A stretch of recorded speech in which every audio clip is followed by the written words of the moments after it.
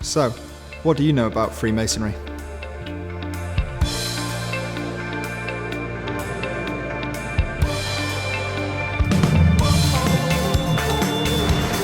He has his friends and I have my friends, but but we get on together well.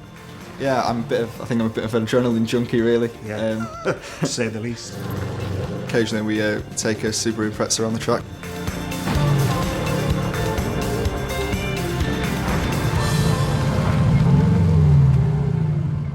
Sam knew that I was a Freemason, but he didn't really know a lot about it.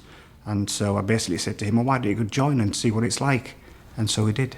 It's fun being a Freemason because you get to do stuff that you wouldn't normally do.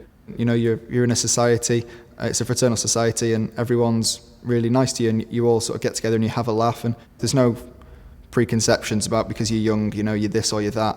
They treat you as an equal, and it's great that you've got, you know, people from different age groups, young Masons and old Masons together. I have a view that life is very short. You don't get much time to encompass everything perhaps you want to do in a lifetime. I'm in the lead. You can't go through. Don't go too fast because you come off. Oh, he's stuck. Oh, and here he comes. He's coming back at him. I've been a Freemason for 31 years. I make sure I commit a lot of time to my family. A lot of the lodge time is in the evenings or weekends. And I won't sacrifice time from my family for Freemasonry. We have a saying, it's family first, then work, and then Freemasonry. It shouldn't be detrimental to our family life or our working life. And I make sure I balance it very well. I was born and raised in Gloucester. It's a small city in the southwest of the UK. My mum's Spanish, my father's English. I'm going to try and get a really good tackle in.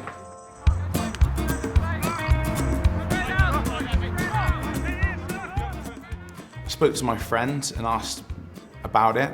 He spoke to me in great depth, gave me an insight into Freemasonry, and I thought, that sounds good, that's something I want to be a part of. The groups of people that you are with, it's called a lodge, and the lodge is just basically a group of friends. Young, old, rich, poor, we're all just men that are just having a good time, and people that in life I probably would have passed in the street, never even spoke to, never even exchanged comments, thoughts, or sort of life stories. I run various businesses, a construction company, I'm partner in a recruitment company, and the part of the business that I prefer the most is the Art Behind Bars and Break the Chain, which is a prisoner rehabilitation scheme. This is work that I've done previously before being a Mason. Being a Mason has given me the motivation, skills to do what I'm doing and continue it. I'm Stephanie Chambers, Alistair's wife. Tonight we're going to a Freemasons ladies' night.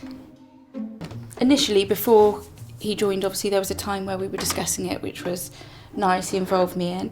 And we discussed it, we looked at things.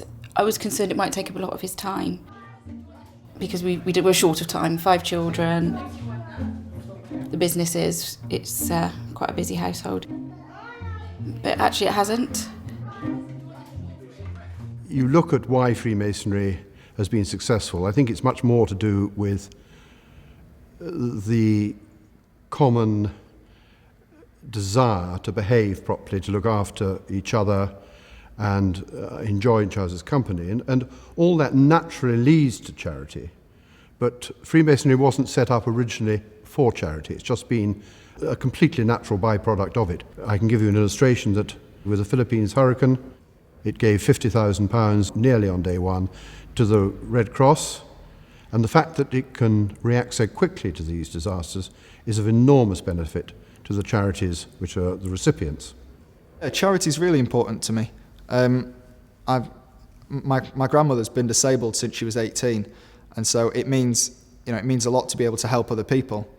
And I like to get involved as much as I can through my lodge and by myself. For example, last year I did the Movember charity. And there's a lot of things that we do through the lodge as well. We decide who we're going to give money to for what purposes.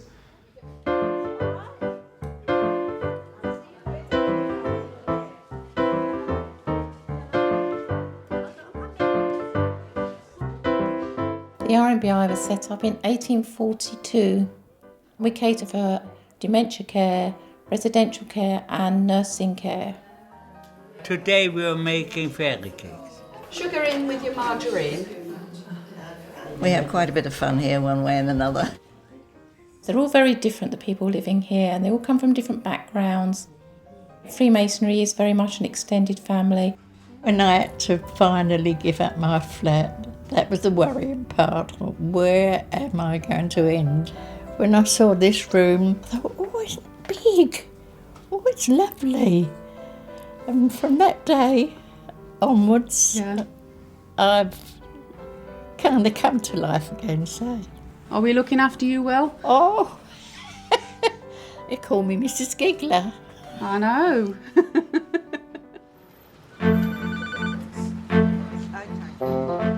My wife had a serious allergic reaction. I raced her to A&E and they had to resuscitate her. An incredibly frightening experience. As a thank you, we thought, is there something we can do, particularly to help A&E, and particularly to help children who find themselves in such a frightening environment? I discussed that with my Masonic Lodge, and we came up with the idea of TLC, the simple idea of using teddy bears to take out the stress of a visit to A&E. Coming to a place like this is quite strange to them, quite stressful. Teddy bear, soft teddy bear, always softens the blow. You got babies coming in crying and you do everything that you could possibly do. You can pick any colour. When you see their faces, when you give them a teddy bear, it cuts down the assessment time just so you can just take your observations, heart rate, and it just makes them feel better. As soon as you give your teddy to a child, you know, that brings a smile to their face. Most children name the teddy straight away. One guy this morning, young chap, called his teddy hula hoop. So that was cool. We all have the same interests, which is helping other people and an interest in the history of Freemasonry, which has brought us all together. Since I became a member, it's been absolutely clear that history is extremely important. Freemasons' Hall in Covent Garden, our headquarters, was built as a monument to those who died in the First World War.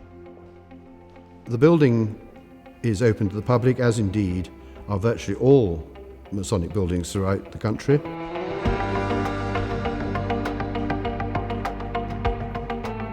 We use the building at Covent Garden, our headquarters, for multiple purposes.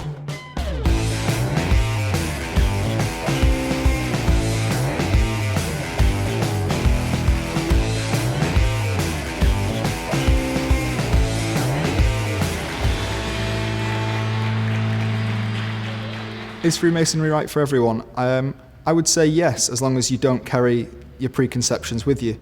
Because there's a lot of people who have a certain way of thinking towards Freemasonry which is based on nothing.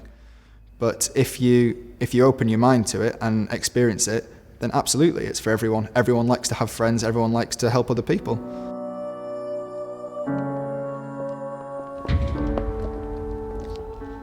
It's not about what all the people have done in the past, what you're doing now. It's about what people are going to be doing in the future.